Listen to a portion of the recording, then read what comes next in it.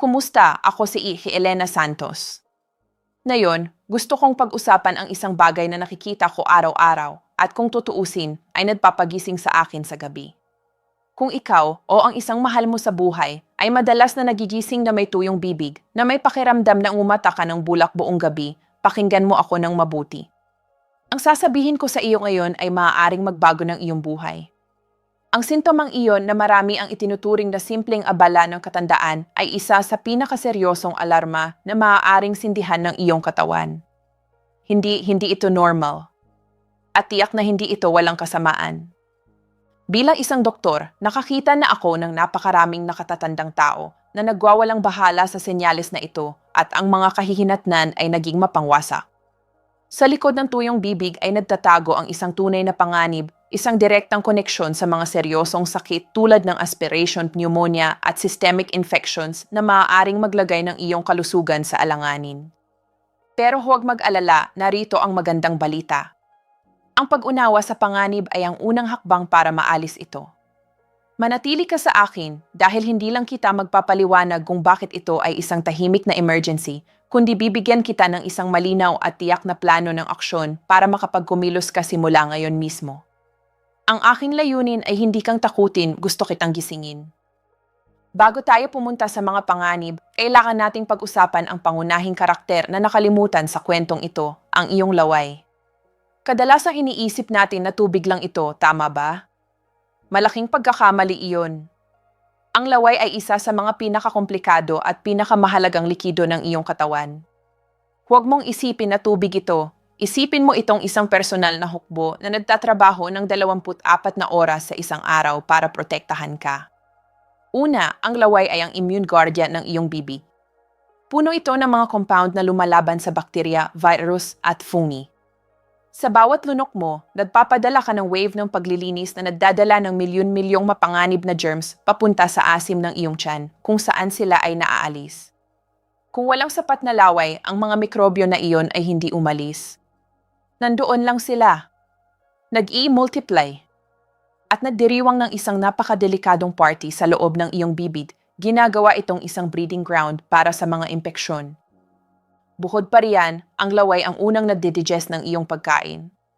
Naglalaman ito ng mga enzyme tulad ng amylasin na nagsisimulang masira ang iyong kinakain mula sa unang kagat pa lang. Kung wala ito, ang iyong digestion ay nagsisimula ng hindi tama at ang pagsipsip ng nutrients na napakakritikal sa ating edad ay lubhang naapektuhan. At narito ang pinakaimportante. Ang laway ang master lubricant. Nabibigay daan sa atin na magsalita ng malinaw, umuya ng walang sakit at pinakaimportante, lumunok ng ligtas. Subukan mong lumunok ngayon mismo. Naramdaman mo kung paano tinulungan ng laway ang lahat na dumausdos ng maayos. Ngayon, isipin mo na subukan mong lumunok ng tinapay o karne sa isang bibig na ganap na tuyo. Parang itutulak mo ang isang bangka sa ilang. Ang pagkain ay hindi nagiging maayos at madulas na bola. Kumakapit ito, nagkakalat at doon nagsisimula ang daan patungo sa sakuna. Higit pa rito, ang laway ay natural na nagpapagaling. Patuloy nitong binabanyuhan ang iyong mga ngipin ng calcium at phosphate, ino-repair ang enamel mula sa pang-araw-araw na pag-atake ng asim at tumutulong na mapagaling ang maliliit na sugat sa bibig. Ang tuyong bibig ay isang bibig na hindi makapagpagaling ng sarili nito. Ang terminong medikal para dito ay xerostomia. At hindi ito basta pakiramdam lang. Ito ay totoong nawala at nasusukat na pagdisappear ng iyong tagapagtanggol, taga-digest at lubricant. Kapag nawala ang protektong ito, lalo na sa gabi, ang iyong bibig ay nagiging walang depensa. Nababago ito mula sa isang balanseng kapaligiran patungo sa isang biological na zone ng digmaan. Ang pasting bibig sa pagmumula mo, iyon ang siren na nagpapahayag na bumagsak na ang iyong depensa. Ang pagwawalang bahala dito ay parang ipinato-off mo ang fire alarm ng iyong bahay dahil nakakaistorbo sa iyo ang inde nito. Kaya sino ang sabotahe sa napaka-importanteng produksyon ng laway na ito? Bihirang isang salarin lang. Karaniwang isang perpektong bagyo ng mga salik. Bigyan natin ng mukha ang mga pangunahing suspect. Pakinggan mong mabuti dahil malamang na makilala mo ang iyong sarili sa isa sa mga paglalarawang ito. Ang una, ang iyong mga gamot. Ito ang pinakamalaking suspect para sa ating mga nakatatanda. Mayroon ng mahigit 500 gamot, marami sa kanila ay napakakaraniwang inumin na ang tuyong bibig ay epekto. At ang problema ay mas lumalaki dahil maraming nakatatanda ay hindi umiinom ng 1 o 2 tableta lang. 5, 10 tableta o higit pa. Nag-iipon ang mga epekto. Pinag-uusapan natin ang mga gamot para sa blood pressure, antihistamines para sa allergy, antidepressants, muscle-relaxants, at gamot para sa Parkinson's disease. Ang mga gamot na ito ay kailangan, pero kadalasang nakakaabala sila sa mga nerve signals na nagtatabi sa iyong salivary glands na magtrabaho. Ini-block nila ang komunikasyong iyon at ang mga pabrika ng laway ay nagpapababa lang ng produksyon. Natatandaan ko ang isang pasyente ko, si Gian Reyes, 78 taong gulang, mula Quezon City. Pumunta siya sa akin na desperado dahil sa isang napakatinding tuyong bibig na hindi siya makakain at makapagsalita. Sinuri namin ang kanyang listahan ng gamot at bingo. Ang diuretic para sa blood pressure, pinagsama sa antihistamine para sa allergy, ay lumikha ng isang disyerto sa loob ng kanyang bibig. Pagkatapos makipag-usap sa kanyang mga doktor at gumawa ng maliit na pagbabago, ang kanyang buhay ay nagbago ng ganap. Huwag hayaang maging kaaway mo ang iyong mga gamot. Ang ikalawa, ang nighttime thief, ang paghinga sa bibig. Habang natutulog ka, dapat kang huminga sa pamamagitan ng iyong ilong na idinisenyo para magpainit at magbigay basa sa hangin. Pero kung humihina ka sa bibig dahil sa congestion, deviated septum, o isang seryosong kondisyon tulad ng sleep apnea, nagkakaroon ka ng problema. Isipin ito. Sa loob ng 8 oras, ang tuyong hangin ay patuloy na dumadaan sa mga mahalumay na ibabaw ng iyong bibig. Parang mag-iwan ng labada sa labas sa isang mahanging araw. Kinaumagahan, magiging matigas at tuyo ito. Eksaktong ganoon ang nangyayari sa iyong bibig. Ang kaunting laway na ginagawa mo ay agad na naevapora na lumilikha ng paraiso para sa pinakamapanganib na bakterya. Ang ikatlo, ang mga sakit na sumisigaw sa pamamagitan ng iyong bibig. Minsan, ang tuyong bibig ay hindi isang side effect, kundi ang pangunahing sintomas ng isang sakit na nangangailangan ng agarang atensyon. Ang diabetes ay ang klasikong halimbawa. Ang hindi kontroladong blood sugar ay nakakaapekto sa buong katawan, kabilang ang salivary glands. Bukod pa riyan, ang mataas na glucose sa laway mismo ay nagiging pagkain para sa bakterya, doble ang tama. Pagkatapos mayroon tayong Sjogren's syndrome, isang autoimmune disease kung saan ang katawan ay umaatake sa mga glands na gumagawa ng moisture, tulad ng salivary at tear glands. Mas karaniwan ito sa mga kababaihan na higit sa 40 taong gulang at kadalasang lumalipas ng maraming taon nang hindi na-diagnose. Ang ibang mga kondisyon tulad ng Parkinson's disease, rheumatoid arthritis, o nerve damage sa ulo o leeg ay maaari ring matuyo ang bibig. Ang ika-4, ang mga gawin na nagbabayad ng halaga. At panghuli ay ang ating mga pang-araw-araw na pagpili. Ang chronic dehydration ay isang tahimik na epidemya sa ating mga nakatatanda. Sa pagtanda, ang mekanismo ng uhaw ay nagiging hindi gaanong mapagkakatiwalaan. Maaaring dehydrated ka at hindi mo man lang malalaman. Kung walang tubig sa sistema, hindi ito sayangin ang katawan sa laway. At syempre, ang mga pangunahing masasamang karakter, ang tabako at alkohol. Nanunutuyo ng bibig ang paninigarilyo at nakakapinsala sa salivary glands. Ang alkohol naman ay isang diuretic na nade-dehydrate sa katawan. Ang kape, saa at soft drinks ay maaari ring mag-ambag. Makikita mo na nagsasabay-sabay ang mga dahilan. Ang isang nakatatanda na may mga gamot, diabetes, humihinga sa bibig at hindi umiinom ng sapat na tubig ay may perpektong resipe para sa oral catastrophe. At ang sakuna na iyon, tulad ng makikita natin, ay maaaring magkaroon ng napakaseryosong kahihinatnan. At narito ngayon kung saan nagiging seryoso tayo. Narito kung saan ikinokonekta natin ang sintomang mukhang walang kasamaan sa mga kahihinatnan na nagbabanta sa buhay. Ang unang panganib ay ang aspiration pneumonia, ang tahimik na kaaway. Ito ang pinaka-acute at pinaka-nakatatakot na panganib. Ang aspiration pneumonia ay isang impeksyon sa baga na nangyayari kapag ang pagkain, likido o laway ay pumunta sa maling daan at nagtapos sa baga. At ang tuyong bibig ay isang pangunahing risk factor para mangyari ito. Isipin ang eksena. Kung walang sapat na laway, ang pagkain ay hindi maayos na nalulube. Sa pagganga, nagfo-form ang matuyo at maluwag na mga particle. Sa pagsubok na lumunok, ang kontrol sa mga particle na iyon ay mas kaunti. At higit pa sa lahat, ang tuyong bibig ay puno ng mapanganib na bakterya. Kaya ang isang maliit na particle ng pagkain na puno ng germs ay nalilihis at nahuhulog sa baga. Ang resulta ay isang marahas na impeksyon, pneumonia. Sa isang batang tao, ang isang magandang ubo reflex ay maaaring itapon ito. Pero sa isang nakatatanda na may mas mahinang kalamnan ang pag-ubo at mas hindi matatag na immune system, ang particle na iyon ay nananatili at lumalaki ang impeksyon. Isipin mo ang iyong mga baga bilang isang malinis na silid. Kapag ang isang kontaminadong particle ay nakapasok, ang katawan ng isang nakatatanda ay wala ng sapat na lakas para itapon ito palabas agad. Ang impeksyon ay kumakalat ng tahimik nang walang babala hanggang sa maging malubha na ang sitwasyon. Nakakita na ako ng mga pasyente sa intensive care unit dito na nakikipaglaban para sa bawat hininga dahil sa aspiration pneumonia na nagsimula ng maraming buwan bago pa lang sa isang simpleng reklamo ng tuyong bibig. Kaya kung iniisip mong maliit lang ang problemang ito, huwag. Ito ay literal na nakamamatay. Ang ikalawang panganib ay ang nagsasalakay na impeksyon mula sa cavities hanggang sa sepsis. Ang isang bibig na walang laway ay isang kapistahan para sa bakterya ng cavities. At hindi ang karaniwang cavities.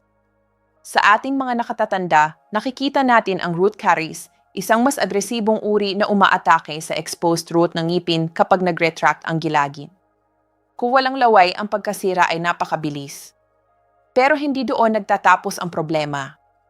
Nino-inflame ng mga bakterya na iyon ang gilagid, gingivitis, at pagkatapos nino-destroy ang buto na nagsusuporta sa mga ngipin, periodontitis. Ito ang pangunahing dahilan ng pagkawala ng ngipin sa mga nakatatanda. At pakinggan mo ito ng mabuti. Ang gilagid na dumurugo ay isang bukas na pintuan sa bloodstream. Ang mga bakterya tulad ng Porphyromonas gingivalis ay maaaring maglakbay sa buong katawan at ikinonekta sila ng agham sa mas mataas na panganib ng heart disease, stroke, at maging Alzheimer's disease. Sa pinakamasamang kaso, ang isang malubhang dental infection ay maaaring mag-trigger ng sepsis, isang nakamamatay na chain reaction ng katawan. Lahat ay maaaring magsimula sa isang tuyong bibig. At alam mo ba ang pinakanakakatakot dito? Maraming tao ang pumunta sa ospital dahil sa sepsis at hindi nila naisip na ang dahilan ay ang kanilang bibig. Ang koneksyon ay hindi halata, pero ito ay totoong nangyayari araw-araw sa mga pasyente tulad mo, tulad ng iyong mga mahal sa buhay. Kaya itong simpleng sintomas ay hindi maaaring basta baliwalain pa. Ang ikatlong panganib ay ang malnutrition at social isolation. Ang panganib na ito ay mas banayad pero hindi ito mas mababa ang kalubhaan. Kapag tuyo ang bibig, masakit ang kumain. Ang humuya ay isang tortura. Ang kahihinatnan nito, ang mga tao ay humihinto sa pagkain ng masustansyang pagkain na nangangailangan ng pagnguya tulad ng karne, prutas, gulay at pumipili na lang sa malambot o malamig na pagkain na kadalasang processed. Ito ay isang mabilis na landas patungo sa malnutrition na sa kabilang banda ay nadudulot ng muscle weakness, nagpapataas ng panganib ng pagkahulog, isang mahinang immune system at isang pabilog na pagdeteriorate. At huwag nating kalimutan ang human impact. Ang chronic na masamang amoy ng bibig ay nakakahiya. Ang kahirapan sa pagsasalita ay nakaka-frustrate. Dahil sa kahihiyan, marami ang nag-iisa, humihinto sa pagdalo sa family gatherings at nawawala ang social connection. Ito ay isang uri ng pagkamatay sa buhay na nagnanakaw ng kagalakan sa mga gintong taon ng buhay. Makikita mo na ang tuyong bibig ang unang domino na bumabagsak. Pero ngayon na naiintindihan mo na ang panganib, oras na para kumilos. Oras na para sa rescue plan. Sige, tama na ang masamang balita. Pag-usapan natin ang mga solusyon. Ibibigay ko sa iyo ang aking personal na protocol. Hindi ito komplikado pero nangangailangan ito ng commitment. Sundin ang mga hakbang na ito at ipinangako ko sa iyo na mararamdaman mo ang pagbabago. Ang unang hakbang ay ang hydration, ang pinakaimportante sa lahat. Ang iyong bagong pinakamagandang kaibigan ay isang bote ng tubig. Ang gintong panuntunan ay hindi ang uminom ng maraming tubig ng sabay-sabay, kundi ang uminom ng maliliit na higop ng madalas sa buong araw.